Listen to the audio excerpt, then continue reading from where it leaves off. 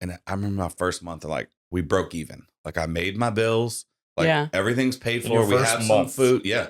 We have some food in the fridge. And it was like, well, now I have business next month. Like I think I can make $1 now. And it was just like one after the other. And it was like, you just treat people well and treat people the right way. And it just kind of snowballed. So that's when really the auction side of our business took off.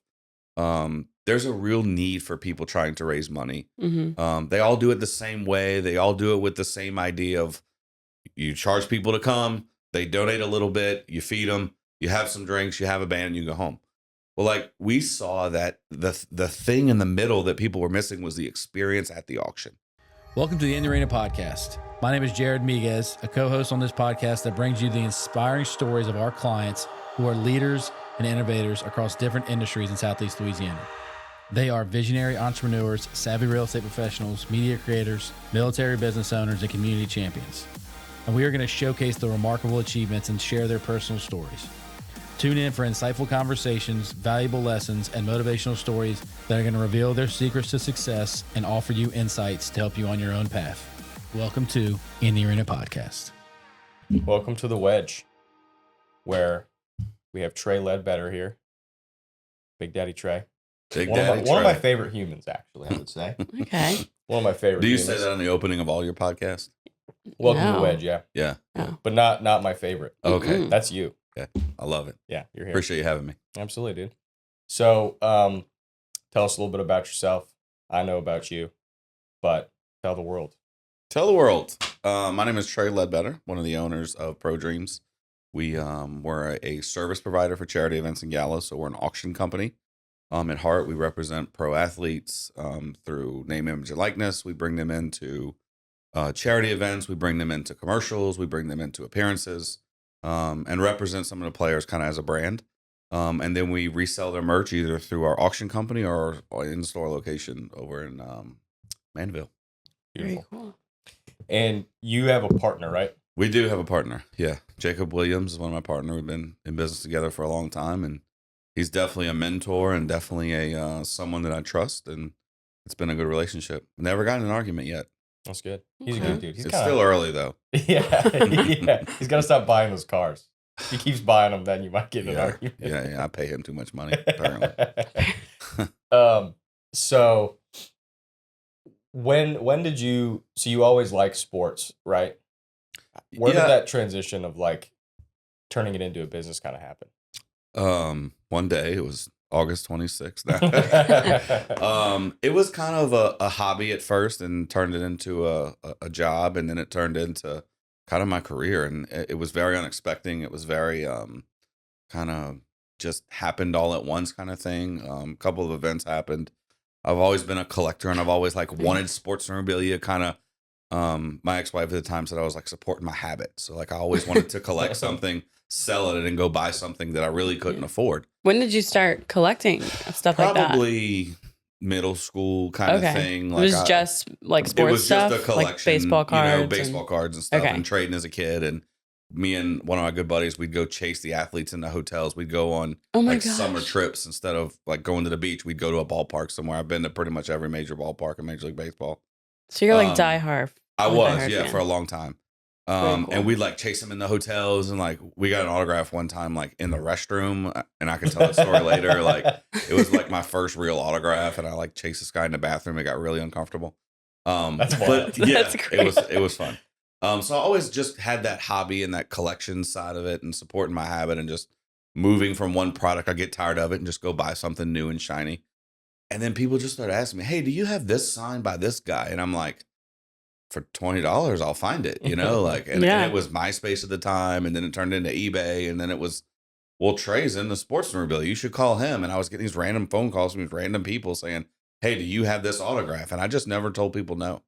Wow. So I'd like go find it and flip it. And I remember my first, like what I call like my big client called me, and he said, "Hey, I have this attorney's office that I'm trying to decorate. Do you have some stuff I can put on the wall? Like, would $5,000 be enough?" And you were like, yeah. And I was, I mean, it like shocked me. Like, what do you mean 5,000? Like, it blew my mind that somebody had that much money. First of all, I'd never seen that much money in my life. And then it just kind of snowballed into like, I took care of him and like I made a couple $100 and I was like, this is awesome. Like it was a hobby. And then, long story short, I got fired from my job that I was currently working at because I was working more on my side business or my side hustle than I was in my everyday job. And like, you could really see my sales production at the time, like going downhill. And my boss came to me, he's like, look, like you did this last year and this year is like completely different. Like what's going on with you? And I'm like, the economy and blah, blah, blah. And I really meant was I have a whole nother side of my life that like is consuming everything I have. So they fired me and I was already kind of in bed with my business partner. Can we scratch that out? Yeah. No, I don't like that wording. No, but me and Jacob had a really good relationship at the time. And I told him, I said, I think I can do this. Like, I think there's something here. Like, give me 3 months. Like I had some savings and I had some money put aside. I was married at the time and I was like, just give me 3 months to like figure this out. Like, and if it doesn't work out, I'll go find another job. But, and I remember my first month, like we broke even. Like I made my bills, like everything's paid for. We have some food. Yeah. We have some food in the fridge. And it was like, well, now I have business next month. Like, I think I can make $1 now. And it was just like one after the other. And it was like, you just treat people well and treat people the right way. And, it just kind of snowballed. So that's when really the auction side of our business took off. There's a real need for people trying to raise money. They all do it the same way. They all do it with the same idea of you charge people to come, they donate a little bit, you feed them, you have some drinks, you have a band, and you go home. Well, like we saw that the thing in the middle that people were missing was the experience at the auction. People would go to an auction, they see the same old boring things. They'd see the soap baskets, the gift baskets, the hotel stays, and just the boring run of the mill auction stuff that people would really throw $100 at it and not even take it home. It was give it to the next person. Like we didn't even want it. We just wanted to donate. Right. So that's when like I tied the sports memorabilia into the auction side of like what we do. I started going to these auctions because at the same time I was in grad school, I was getting my MBA, and I got randomly assigned charity events and fundraising for my senior thesis.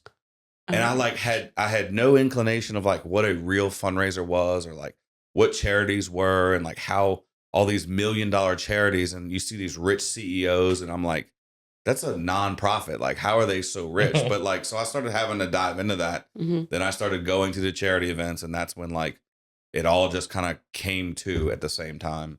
My first break was the Saints Hall of Fame gala in New Orleans. I met a guy doing research at the event, and he overheard me telling a story at the bar. And he walked up to me. He's like, man, we're not happy with our auction company. And I'm like, well, tell me more. And he's like, well, if you send me a proposal, like you can do it next year. And I just thought the guy was kidding. Or like, I didn't realize he was serious. Well, within like 3 weeks, I had come up with like the business plan, not only for school, but like for this guy.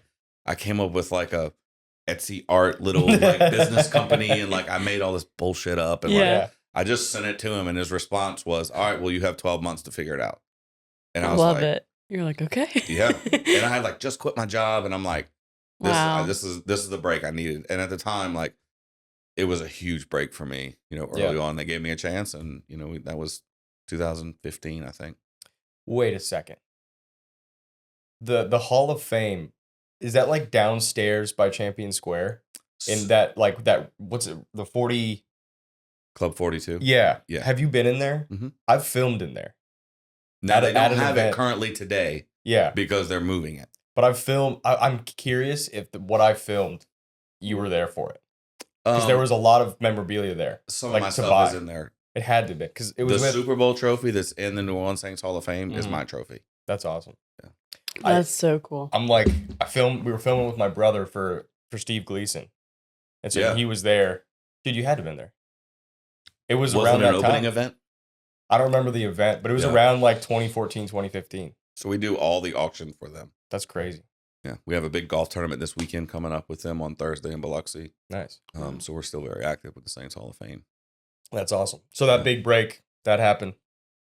And then that happened in 2016. And that's when I really took the job serious and like, all right, this is a real situation. Like this is where I have to like divulge all my time in. And it took off from there. And now we're largest auction company in the South. We do 150 charity events a year. We're the official auction company for LSU. We work on game day with the Saints. Tulane, we just signed a 6-year contract with Tulane. Nice. Oh, wow. LSU, we're in contract 2030. Nice. Yeah. So from you running into bathrooms, getting autographs, you've built it to where they're like, hey, Trey's our guy that does the autographs. Yes, so it turned into more of a contractual thing now, and like I can't just have one autograph of one person. Like it just I sell too much product through either our auction company or our online store, our physical store location in Mandeville. Mm-hmm. So now we're buying 200 or 300 autographs at a time from the player. So you buy them directly from the player. So we go to the player and we say, hey, for X amount of time, for X amount of hours, for X amount of autographs, I'm going to pay you X amount of money. And you have to sign this, and this kind of way with this inscription, written to Jonah, written to Lettuce Media, written to the Wedge. Heard first here at the Wedge. So how'd you get that Taylor Swift autograph? Somebody's been following me. I bought it for me. That's funny. Yeah, it's awesome. Hanging in my home. That's awesome. Yeah. All right. So really, it's just like any other industry. You have wholesalers and you have dealers. Okay. So like my specialty is like New Orleans Saints stuff, LSU stuff. So right. Like, that's my niche, right? Where there's a guy in Atlanta who buys from me and I buy from him. There's a guy in Chicago. There's a guy like all over the country. And so everybody kind of has their own niche. So like if somebody wants an LSU guy or a Saints guy, they probably calling us. And I'll say, hey, what's your inventory like? Let's do some swapping. Okay, so someone else had like Correct. A Taylor Swift. But everything we do is fully certified through JSA, PSA, Beckett. Cool. So like all of our stuff has the serial numbers and stuff like that. Even though we got the signatures ourselves, we know it's real, but like to sell it to the public, authentication is everything. You have to have the right credentials. You have to have the right paperwork. If it's too good to be true, it's fake. We say a lot in our industry, and I get people all the time that come to the store. Photograph or something. You're like, well, like it's got to match the era. It's got to. You can't have a Babe Ruth autograph on a Rawlings baseball, right? You know what I mean? Like that doesn't tie into each other. Like he wasn't alive when that baseball was made, right? A lot of people come in. I got a customer who buys a lot. God, if he hears this, he's gonna kill me. He buys a lot from me, but he brags about this helmet that he has that.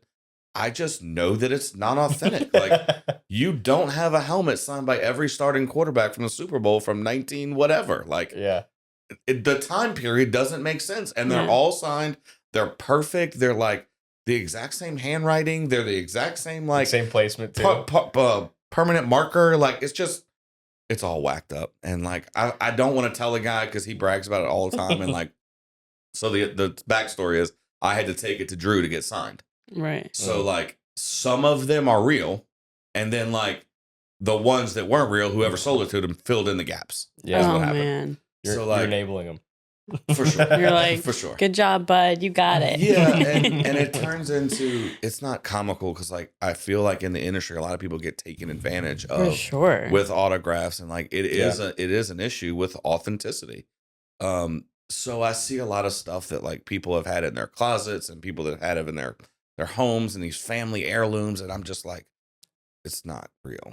Like, but don't take my opinion for it. Like, let's go through the authentication process and like, but you're wasting your time. And I feel like sometimes it comes off disgenuine on my part, right? Because I feel like they're like, well, you just want me to buy your stuff because you're saying your stuff is real, but like, it's a tough kind of balance of what you do and what you tell a customer of like, because they don't know that you're the. If you shown me 10 different Drew Brees autographs, like I can tell you which one's real and which ones aren't. Yeah, it's just something I do every day. Like I literally know his autograph more than probably any autograph out there. Him, Joe Burrow, like the big ones. It's what we do every single day. And you watch them sign them too. It's kind of unintentional, but like when there's that much money involved and you're paying an athlete that much money per autograph. You're going to memorize their freaking signature. You have to like look at it and make sure that it's done in the right place. Because a customer wants it done a certain way. It's got to go in the right placement. It's got to go at the right angle. It's got to be the right color pen. So like unintentionally, you're watching him sign every single autograph and you're also counting. Like, so I'm counting, his agent's counting, the promoter's counting. So like everyone's counting to make sure that it's a pay per play situation. So you have to make sure that I'm not getting overcharged or undercharged. Like it's a business relationship. Yeah. I've filmed a few signings, and one in particular that was cool. It was cool because it was more intimate. Was the with Dylan? With Dylan, yeah. That was cool. Right. Like that kid, how old is he? 25? No, 21. No. Yeah, he's 21. Yeah, 22. He's a professional baseball player. Yeah. And that's crazy. And I was watching him sign. Super cool dude. Really laid back. And but I was noticing you like during the signings. It's just like this process. Like somebody gives you one. It's like in the same spot. The pens, like on the red jerseys y'all were doing. Was it black? Yeah. And then, but on the black bats, it was silver. Yeah. And then, but everything, and then like the shoes, I think were gold. Like that gold. And it was a process. But that's it was all quick. for the customer is like, I want this and this, and y'all make sure that it's. So there's two different things, right? So besides our retail store, our online store, and like our auctions, we have to have inventory for that too. Okay. So like, we may be doing 3 or 4 auctions every day during the weekend, a Friday, Saturday. We might have 6 or 7 auctions. So we have to have at least 10 of those in stock because we do a unique bidding process. It's called every bid wins. So that means every person that actually bids at our auction wins one. Oh, wow. So it was a game changer for us in our industry. And like, it's kind of innovative of way to bring every item to every customer at an affordable price. A lot of people went to auctions and they would say, I don't want to bid on something because Joan in the room's got more money than anybody. So like, I don't want to compete against him. Well, instead of that, we raise more money by selling more quantity than just one item at a high price. So and probably a lower opening bid. Correct. So we lower the opening bid a little bit. And my idea is that I sell 3 or 4 of them instead of just one. Yeah. That's a really good idea. So it raises more money for the charity. It's a no-brainer. It prevents a couple of things. One, throughout the event, you can see how much money you're raising for the charity. And you can say, hey, look, Dylan Cruz stuff is doing really well right now. Let's get up on the mic and say, guys, we've only got 3 or 4 of these left. Like, y'all need to go over to the auction table. 2, it prevents the line at an event. At the end of an event, a lot of people like, all right, the event's over. I've kind of been drinking. I'm ready to go home, but I don't want to go stand in a silent auction to check out for 45 minutes waiting to get my item that I don't even really want. So like, it prevents that because you can buy it right then and there. We take your information, we charge your card, and the first one to bid on it wins it that night. And then after that, everybody gets mailed one. Oh, wow. So we only have to bring one of each item. We don't have to guess. And then a lot of people go to these big high-end events and they have to drive home or Uber home. So like, they don't want to carry a big frame jersey in the Uber, so we just ship it to them. That's really good idea. It's kind of a new process that we've learned. Yeah, that's cool. Very cool. So, and then from the like with BCS, are y'all doing that again this year? No. Okay. Scratch that question. Okay. Yeah. It's a no. It's a no for him. Yeah. So with the physical store and the auctions, what's your favorite? What's your favorite one to do? I'm sure they're all your favorite, of course. What's a fun one that's like one of your just a good jam to do? Like the auction. What auction is fun? Yeah, like event. So we do a ton for the Saints Hall of Fame. That's always fun because you really get at the Hall of Fame events and Louisiana Sports Hall of Fame. We're the official auction company for them as well. A lot of the athletes come to that because they're either getting inducted or they're getting honored or mentioned at the thing. So a lot of the athletes do attend those events, and those are always fun. I was just in an event for Louisiana Sports Hall of Fame, and I got to sit. It was kind of an after hours, like there was nobody else around. There was 4 or 5 athletes telling stories. And I was just a privilege to be a part of it. And like, you really get to hear the backside of what makes them tick. Right. Like, and you get to hear them as a person where there's no cameras, there's no mics, they're not showing off. They're telling war stories for lack of a better explanation, but like what they've been through and, what they were feeling at the time, and like, you really get to know them as a person. I think that's one of my favorite things that I still enjoy about my business, because let's be honest, like, I see sports memorabilia every single day. Right. Like, it's not impressive anymore. Like, it's a business inventory. It's a business. And like, I kind of had to step back a little bit from the collector side of it and say, this is my job and this is what I do.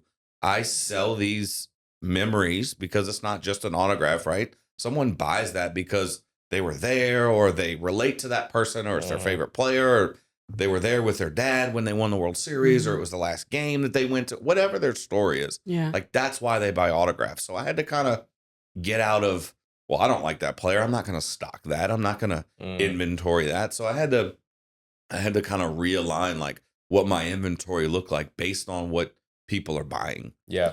So that was kind of tough for me in the beginning, was taking my collector side out of it.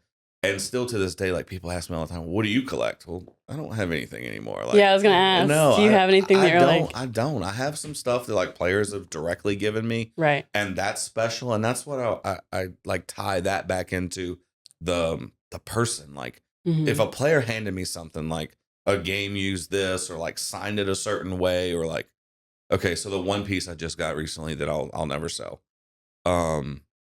It was I have a few for sale, but they're not like this one. So this one is signed by Ted Williams and it's signed by Drew Brees. I just did a feature on our social media about it. And it says my inspiration for wearing the number 9.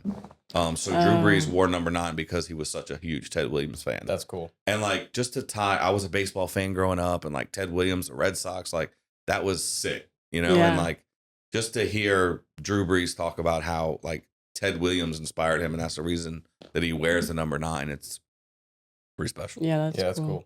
That's really cool. So when you have an auction, you're bringing personally, like y'all bring all the inventory. Yeah, so we're a service provider for charity events and galas. Yeah. So like when people are trying to raise money, we bring in the inventory, we set it up from start to finish. We bring all of our employees with us, and like we actually try to actively raise money for that event.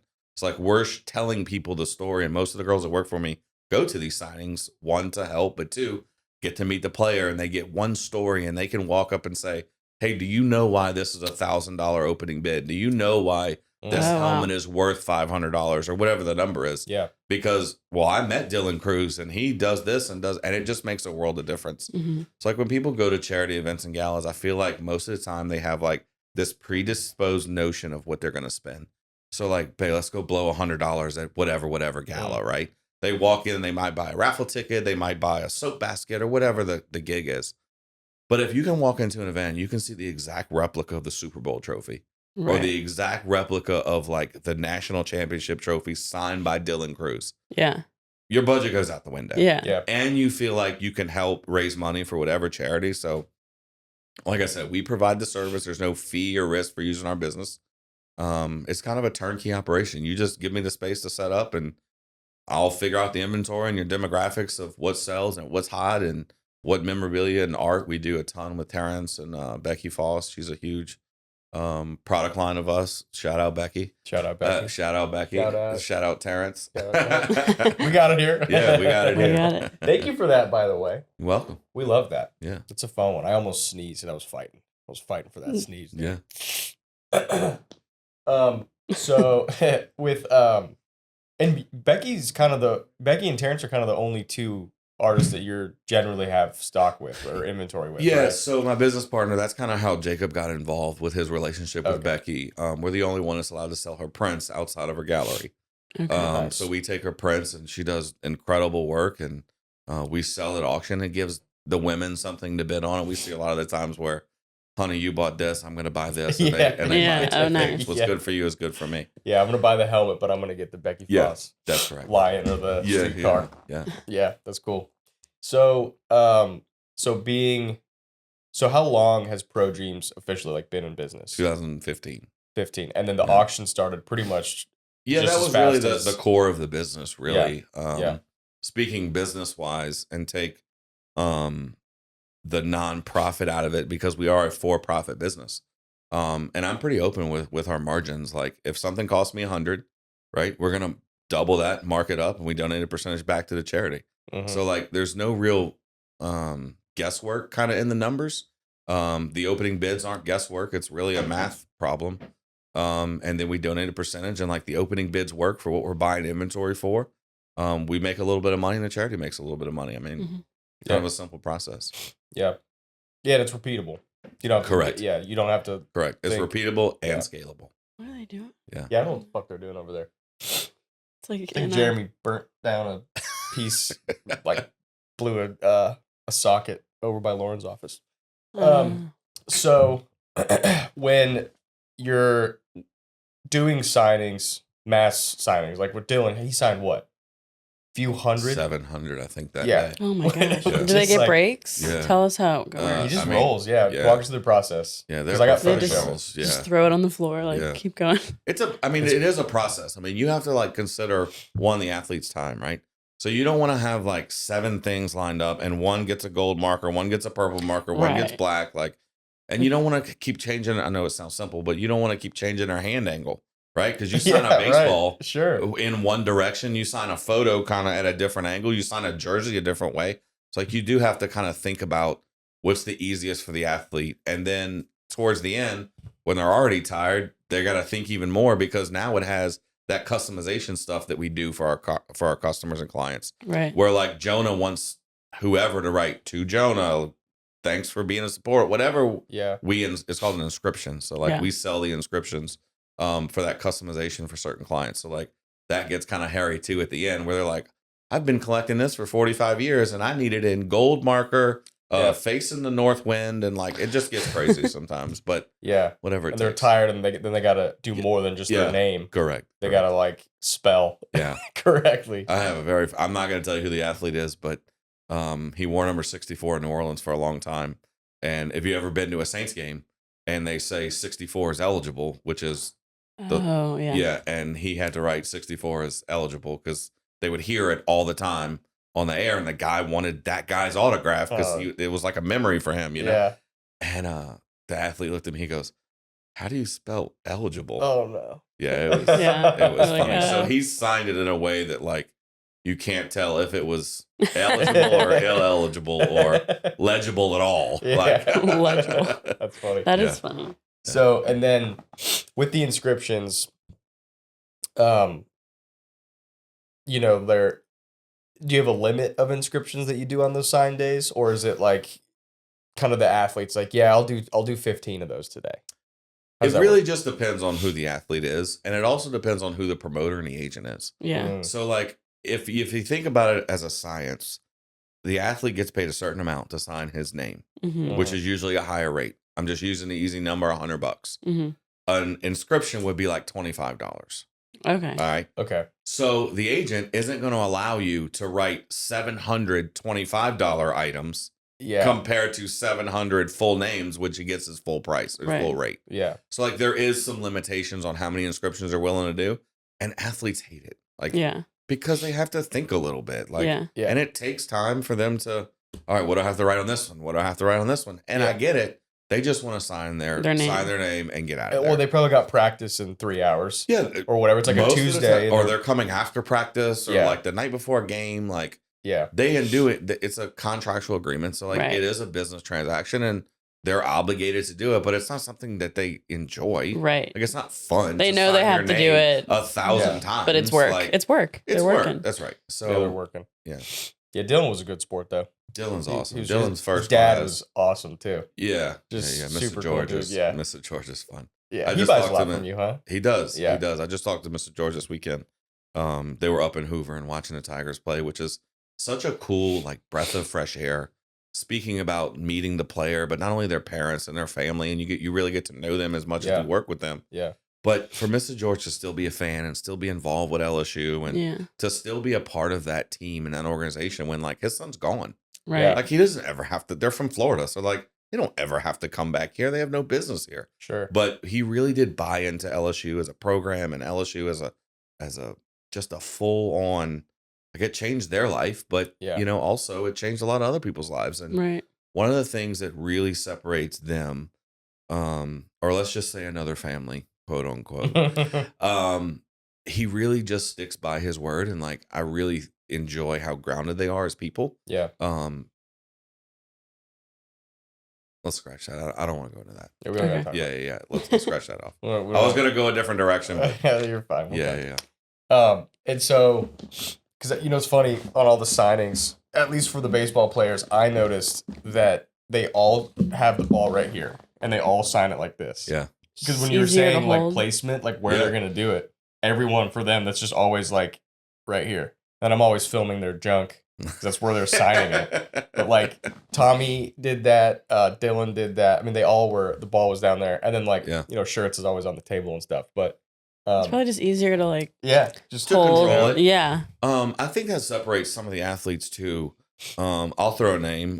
Drew Brees is probably the most professional autograph person out there. Really? Mm-hmm. It seems like he cares and understands what we do for a living. And like, it really makes a difference when he's trying to make it a sellable product. Like he signs his name perfect with the DR, the BR, and the 9, and just makes it legible. Yeah. We got him. There's some athletes that just go in there and they're just trying to get through. They're just scribbling, and it's uneligible. You can't read it. Like it's not fun to look at. And they're just getting in there, signing their name, and like walking out the door. And like it makes me not want to sell that product. Like I don't have a cool story when you didn't talk to me or you didn't like make it fun for me. Like then you can't really market it. Because now I can't market it. I don't have a will to market it or a want to market it because I don't want to experience that again. But I want to go hang out with Dylan and him tell a story about whatever he told stories about that I can't put on this podcast. But that makes it fun where I can relate to the customer. What that athlete is like in real life, or because they always ask, well, was he cool? Yeah. Or, that's they want to know. They want to know, like, what was Dylan like? Was he like that? And I've worked with Drew hundreds of times. I work with Dylan a bunch, and they're just first class, and they're probably two of my hottest sellers. I sell a lot of their product. Yeah. Because I know them so well, and I can tell the story of what they're like in real life and what they're like, behind the curtain. Well, it's also, to some people, it may seem like it's weird that you would want to get to know them. But at a certain point, when you guys are really doing business together, especially if you do it consistently, like with Dylan or with Tommy or whatever, the better you get to know them and they get to know you, the more comfortable they're going to be at the signing. So it's a little bit like easy, like, oh, all right, it's Trey today. Yeah. Like, we're chilling. It's not like some freak guy that's like obsessed with them and like, oh, hey, you know what I mean? There's definitely some people in the industry that are fan and they fan out and they fan zone, and you can tell how the athlete kind of steps back from that because they're in that environment every day where someone I feel like is trying to take advantage of them or like take advantage of their relationship, but like it has to be professional. It has to be, I got to take the fanism out of it. I met Drew for the first time and I was a fanboy. I'm not going to lie. Like, I respect that guy so much, but now like I said, I've gotten more comfortable with him and it's fine now, but was that one where you kind of like, hey, Drew. Yeah. He's tall. Drew was like, I was like that with Drew. Trying to think of another one that I got nervous around. What about Ricky? You get nervous around Ricky? No. I was high, and it was awesome. I mean, it was awesome. Is so chill. I really go ahead. Ricky Williams. He played mid 2000 ball, right? Yeah. But he got kicked out.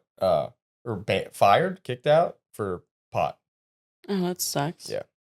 So, interesting story about Ricky. When I first, I grew up watching Ricky. That was like my era of watching Saints football. An absolute unit. Yeah. And was a beast. And like when he came to New Orleans, there was all this fanfare and hype about, the Saints basically sold the rest of their franchise for him. Yeah. There's a very famous photo of Ricky and Mike Ditka, and they were wearing a wedding dress. And basically he was saying, I'm married to New Orleans. Oh, wow. I know that. Yeah, I've seen put that. it on the first front cover of Sports Illustrated. But when all that came out, I wasn't like that involved with sports to know the inside story of why he was quitting. All I was just seeing was like what was in the news, that he's a pothead and like he'd rather go smoke weed but that's not who he is as a person at all. No. Like I really got to know Ricky when he was down here in New Orleans. We did a huge show and I got to spend some really one-on-one time with him, and like his view of medical marijuana and like the medicinal purposes of that, he really believes that as a person, like to his core, and he's in it. Yeah. And like he believes in that, he's kind of an introvert person and it helps him with his social anxiety. And like, that's what he preaches. Yeah. And for someone to be that convicted and like give up one person's dream of playing the NFL and like all that was awesome. But he really believed in the medical side and how he could help people. and he lives and breathes that today. So I have a lot of respect for Ricky. Yeah. Very business minded individual, very business goal oriented. And I just did not have that image of him at all before I met him. Yeah. Well, he's got his own weed company. He's Hyman, right? Yes, Hyman. Yeah. Got a bunch of different locations and doing well professionally. Yeah. He's killer. Yeah. And he said like every game that he played his best scoring games is when he was using medical marijuana. That's crazy. Like every single one. Yeah. It's crazy. Yeah. He's a solid dude. That's crazy. Do you have any like, you don't have to say the athlete name or whatever, but like somewhat of a horror story? Yeah. I do. You don't have to say the time, the place. I won't say who it is. Tell us after though. Yeah. Off camera. Yeah. So back to the inscriptions conversation. Yeah. What separates kind of us is we work directly with the athlete. So if Jonah wants to pay me to go get a jersey signed by player X and it to say lettuce media, blah, blah, blah, whatever the inscription is, like that's what makes me different is I can bring that product directly to the athlete. You can't go on eBay and find a jersey signed by that person. Sure. So we go and we fly up to a place. And we get there, and in the contract, like we're contracted to sign this many autographs and this many inscriptions. So I get there, we lay everything out. We put the right color, the right pen, the right product. Like we have it set up. Athlete walks in, and usually it's a, hi, Mr. So-and-so. Nice to meet you. I'm Trey. You're so-and-so. Like they even call themselves by their first name. Like, I don't know who the hell you are. Yeah. You know, like, hi, I'm player X. Yeah. No shit. Yeah, that's why we're here. Yeah, that's why we're here. So anyway, player X walks in, and first thing out of his mouth is, I'm not signing inscriptions today. And I'm like, well, what do you mean? Like, you're contracted to sign inscriptions. Like, yeah. And he says, no, reread it. And I'm like, no. So I call my attorney. I'm like, what does the contract say? Like, it says the athlete has the right to refuse any inscriptions. What I thought he meant was I'm not going to sign like negative things or like cursing or like beer related or something, or like I just didn't know what that meant. I learned very quickly that he could just refuse to sign any inscription. Jeez. So like it really set me in a bad place because now I got to go back to Jonah and say, hey, look, I got your signature signed. Yeah. And it's signed, but he didn't write to Jonah. And like, why wouldn't you just go buy that on eBay, which you could probably buy it cheaper? So like, it really just put a bad taste in people's mouth. And like, the reflection is on me. Of course. It's not on the athlete. And it looks like, you know, we just went out there and didn't do our job. So it was a very tough, and I've never worked with that guy again. But it was a tough conversation with the customer. Then you have the customers that are upset about it. And then you have some customers that are understanding, but just like any other industry, you got to try to take care of them. And that's annoying. That was a tough ask. Yeah, give them like another something. Yeah. Hey, here's a hat. Right. That's funny. So with video and social media, clearly people are going to see your inventory generally on social media, right? Like they're going to look on the website potentially too, but a place where a lot of that's going to be seen is social media. So we did some brand video and some content together. Which was gold. It was good stuff. Yeah. It was good. It was fun. Yeah. It was a fun day. We did a lot in a day, actually. Probably shouldn't have done that much in a day. We did. It was good. Yeah. So with content though, like, you know, because before we worked together, you were doing TikToks, right? Mm-hmm. And you were doing some other stuff, and then you're killing the game now. You're hilarious on your on your social media. Got in trouble for my last one. Really? Yeah. Oh, that was fine. I thought it was good. But so how do you view social media? Like, you obviously think it's important because you post it, but like, what do you think is something, or why do you think it's important? So just so we're clear, I'm trying to go viral. Just so we're out there. Like, I want 1 million views on one video. I haven't hit that yet, but my little 10,000 views, my little 15,000 views, like, I'm pretty proud of that. You're working your way up. Those are on TikTok or Instagram? Reels and Facebook. I kind of do them all and just see which one hits. Sticks, yeah. I try to take the Red Bull approach.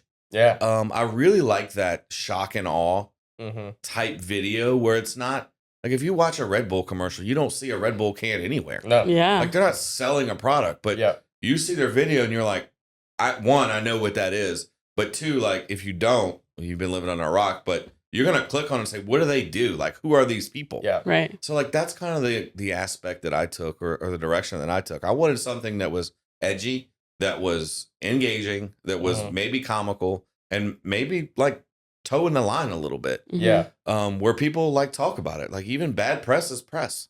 Yeah. So if people are talking about my videos, and the last one apparently stored up a hornet's watch nest, we're not going to talk about it, but it was kind of edgy, and it pissed some people off, and then it made some other people laugh. So it was one of the ones where I did end up removing it. Oh, you man. did? You did take it down? Yeah. I took it down on one platform, so it's still out there.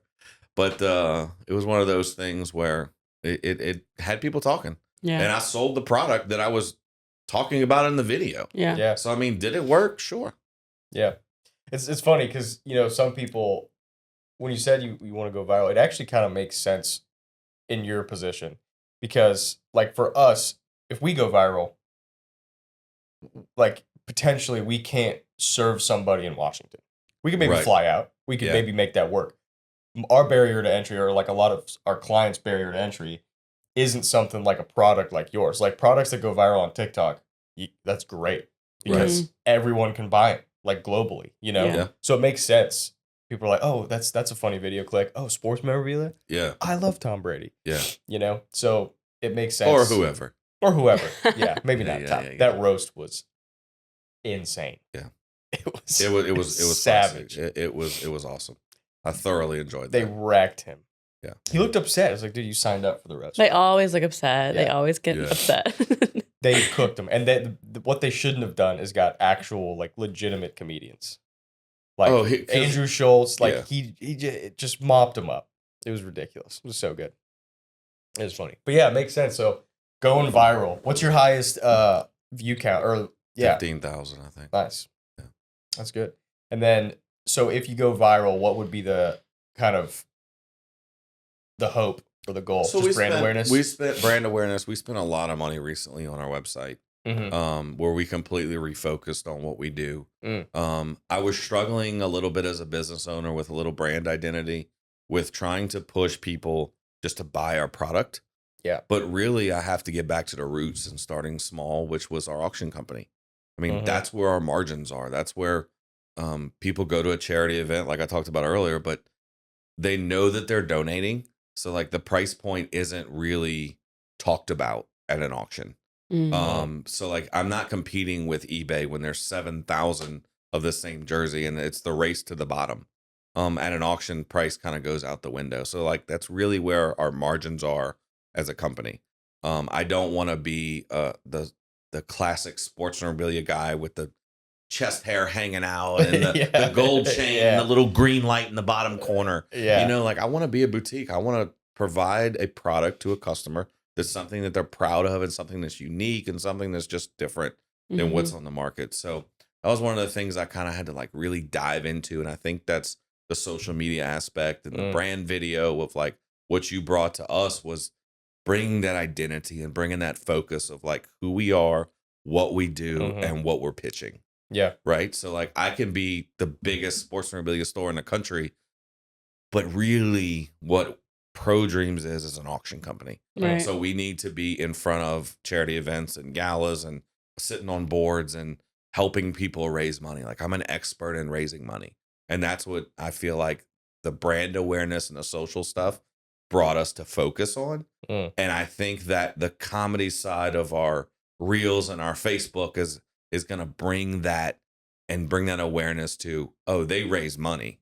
Not so much, oh, he just sells jerseys. Sure. Right. So I think that's what was really important. And I appreciate you coming in and kind of being the lead and the guide of like where we're headed, what we're doing, and what we're doing it for. And I think that's important. Yeah, for sure. Well, and that's, exactly. Like a product, not only it's important for you to show your face but people want to get to know you and like you, which is like you get the business owner, and a lot of business owners don't want to be in front of the camera. They don't want to do that, but it's like, but that's interesting to people. People are weird. People this like face in front of a camera. Killer. Yeah, killer. No, I always like to say that I don't want to sell a product. Like I want to sell results. Yeah. Right. So my product is sports memorabilia or art or Becky or whoever, but I want to sell that Pro Dreams can raise more money on one item than you can a donated item. When you go to an auction company or on auction, you see grandma's book that's been in their closet that just says Saints on it and they donated it. Right. Yeah. And you think as an auction chair, most of the connotation is, well, this item was donated. I get 100% of that. Well, nobody's going to spend more than 20, 30, 50, whatever the number is on that item. But if you walk in and it's the most exclusive piece of Ted Williams and Drew Brees signed items, you can't go on eBay and find that. So your budget of just $100 giveaway is going to go out the window. And I'll be able to donate more just from that one item sale than you can raise from all your donated items. And I've seen it hundreds of times. Yeah. Yeah.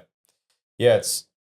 And I mean, your goal is being like a boutique. I think it really is.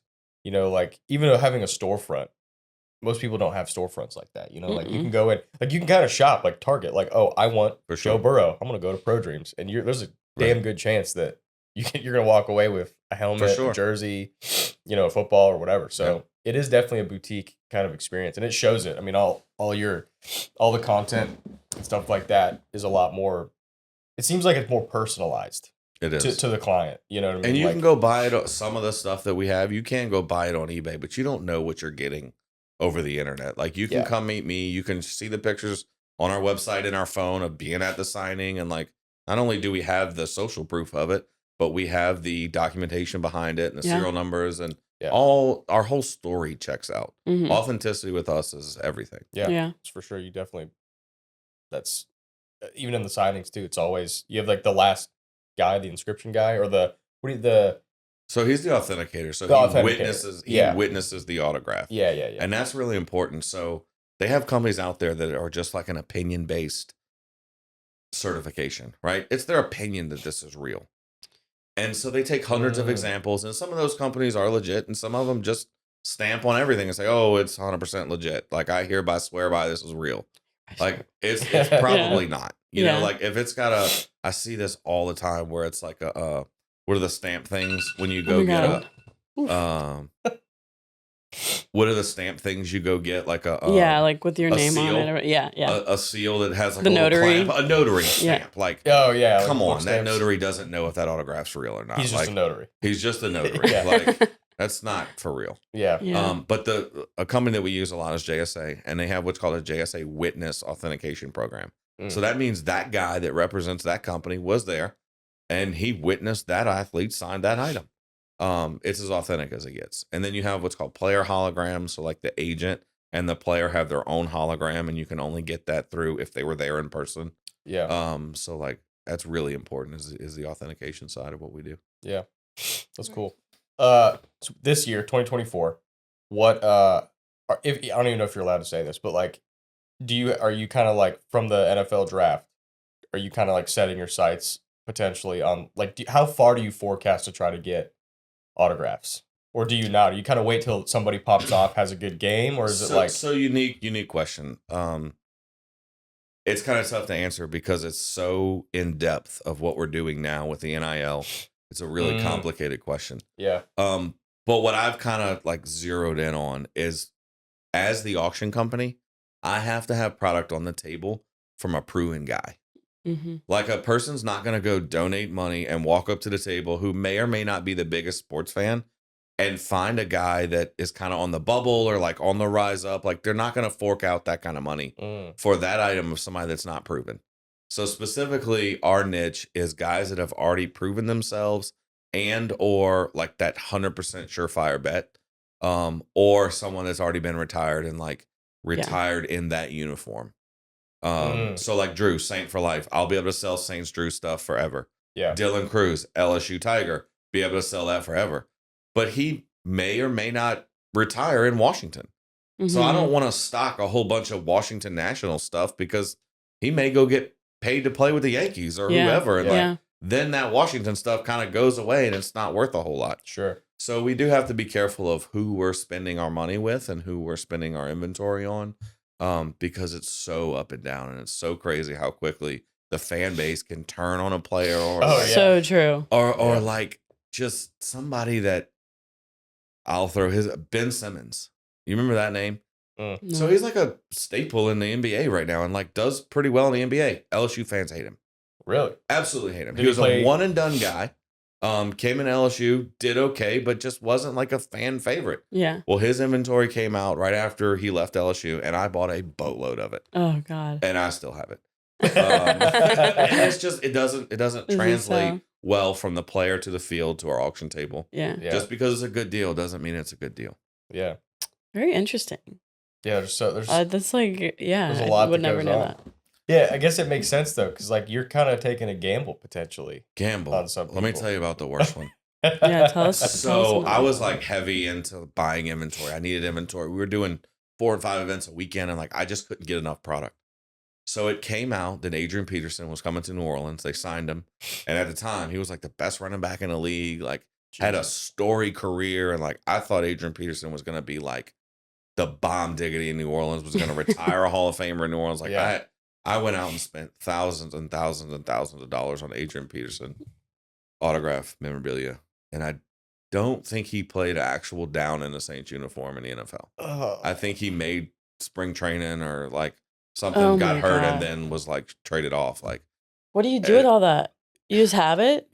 Some of it you wholesale out. Some of it I've scrubbed autographs off of helmets before. That's a thing. Where you like get alcohol and rub it off and like get the other side of the helmet signed. Like there's little tricks you can do. I've seen other dealers like cut out autographs. So if it's signed on something, you can cut it out and then frame that and then like a photo of their new team. So it's just the autograph with a photo of his new team. Yeah. You can do little tricks of the trade, but it's just a lot of work. That's like a Band-Aid. For sure. You know. And you can wholesale it out. We don't do this or try to do this, but it's called mystery boxes. So you dump a lot of inventory in your mystery box and you put 1 or 2 high-end items to try to entice people. Yeah. Cost average it out, law average it out. That's kind of an industry trick. Wow. If you're in that world. You don't want to do that because you piss the customer off every single time. Yeah. And it never fails that like the customer that wins the big item is your best customer for the next 3 or 4 mystery boxes. Right. And then the bottom guy, I'm never buying from that company again. I got a Adrian Peterson autograph 7 times, you know, like. Yeah. That's hilarious. Yeah, you don't want that. That's, man, that does suck. So it's one of the things where you kind of have to just be careful of who you buy and what you buy. And like a Joe Burrow LSU item will be gold for the rest of eternity. Yeah. You know, like he could do no wrong and he's an LSU fan. It's Same true. thing with Drew. I mean, he's Saint forever, and Dylan Cruz, LSU guy forever. Tommy is an incredible guy to work with. Dude, he's cool. fun. Yeah, he's chill. Tommy's awesome. Tommy, and then who was the other one that was good? Hayden Travinsky was there. Hayden's a good guy. Solid dude. We work a lot with Hayden. Is he playing Major League right now? He's still on a team. Yeah, he's still currently playing. With who? Oh, he's younger. He was younger. He's on LSU. He's a senior now. Yeah, he was. Yeah. That's right. So he should get drafted this year. Yeah. Coming up. How exciting. That's wild. Yeah. Well, bud, plug yourself, what you do, where you are, where people can find you. And that's about it. You want the elevator pitch? Yeah. Yeah. Yeah. So my name is Trey Ledbetter. I'm one of the owners of Pro Dreams, the official auction company of LSU. We do a ton of events on campus. We also do 150 charity events a year. We help raise money for nonprofits. We are a no risk, no obligation, risk-free environment where we can bring in our sports memorabilia, we can bring in our art, help raise money for whatever you're trying to raise money for. That's the wedge, folks. Done. Hell yeah.